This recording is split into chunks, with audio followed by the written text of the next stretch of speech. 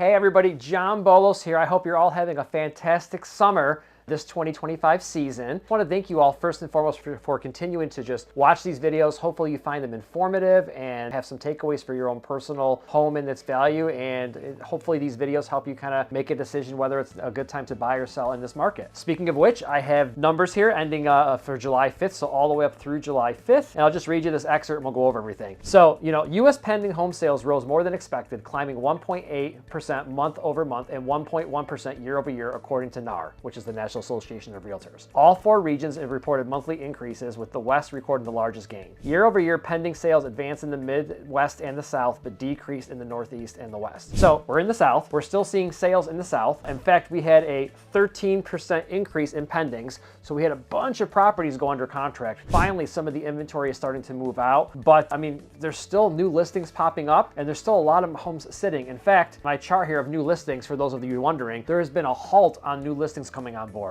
Now don't panic yet, because this happens every July. I have to coach my team on this as well too. So the number of new listings that came out 1 year ago were 949, and the number of new listings that came out this year were 968. So even though we're still down on this graph what I'm looking at, we're still up from where we were July of last year. So I'm not too concerned about it. It's just very cyclic, and to me it looks normal. Pending sales are definitely up though. We were 1 year ago, we only had 821 pending sales over the last 3 months. We're at 933 now, so we're actually 13% higher than where we were last year. So very happy with that number. That means that, I think what's happened a lot is the sellers have come down on their pricing, and there's been an uptick in buyers that have also come across our way. And that's just been the perfect match to consummate a sale. Inventory is still steadily rising, as you can see here. It started back in April around 6,800 listings, and now we have just over 8,000 listings.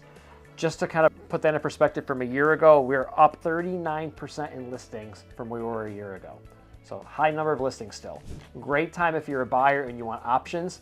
Perfect time to go out there and find your home and hopefully maybe even get a deal on it. List to close. Okay, so the list to close, this is how long does it take for a property to come on the market, go under contract, and actually close out. So hate to be the bearer of bad news on this, but that time is actually extending out. 1 year ago was 78 days on average. That's from start to finish, from including the under contract time. Now it's at 87, right? So if we know that the average close time is between 30 and 40 days, we know our average days on market, according to this, is somewhere between 40 and 50 days on market. Definitely on the high side. Speaking of days on market, it's right here actually. Last year we were at 31. This year we're at 42 days on market. It actually has come down just a little bit. Last time I did a report on this, we were talking 47 days on market. So now we're at 42. So that has come down a little bit. Home sales prices is up, believe it or not. Average home price is still up despite the amount of inventory that we have. So for those sellers thinking, well, my home's not appreciating this year, not true. Now, it hasn't appreciated as much as it has in the previous years. So the average home sales price has risen 3% over the last year or so, with the average price being $520,000 last year, and the average price this year is $536,000.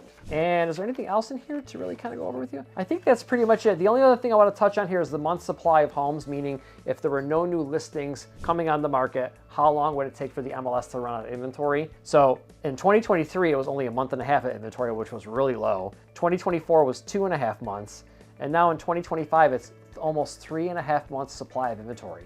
So to be what's called a normalized market, meaning it's not really buyer or seller oriented, favored rather, you want to be around 90-day supply on market. We're just over 90 days. So not that I would really consider this a buyer's market in the Charlotte area, but it's definitely a normal market with a high amount of inventory. So if you are a buyer, this is the time. If you're watching this video and you didn't get that home you wanted a year or two ago and you extended your lease, this is the time to go out and go shopping and go look for your home and maybe even get a deal on it. And if you're a seller, you just have to have the right expectation. If your home was worth $500,000 a year ago and you're trying to price it today for $525,000, it may not be the best option for you.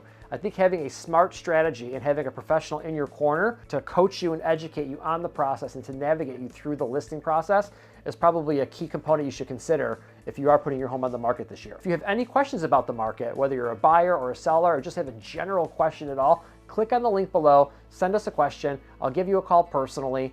And yeah, that about wraps it up. I'll see you guys again next month, all the July numbers when they come in. Take care and enjoy the rest of that summer.